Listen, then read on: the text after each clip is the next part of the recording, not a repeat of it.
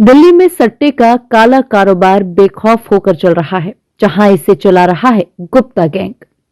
ताजा मामला सामने आया है Lal Qila metro station gate number 2 के पास से, जहां दिन दहाड़े एक व्यक्ति बैठकर सट्टे की पर्चियां लिख रहा है।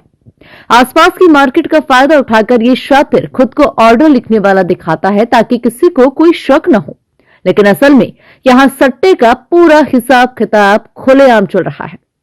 स्थानीय लोगों के मुताबिक यह अवैध काम काफी समय से जारी है, लेकिन अब तक पुलिस ने कोई ठोस कार्रवाई नहीं की और न ही प्रशासन ने इसे संज्ञान में लिया। सबसे बड़ा सवाल यह है कि क्या पुलिस को इसकी कोई जानकारी नहीं है या फिर सब कुछ जानकर भी आंखें मूंद कर बैठी है।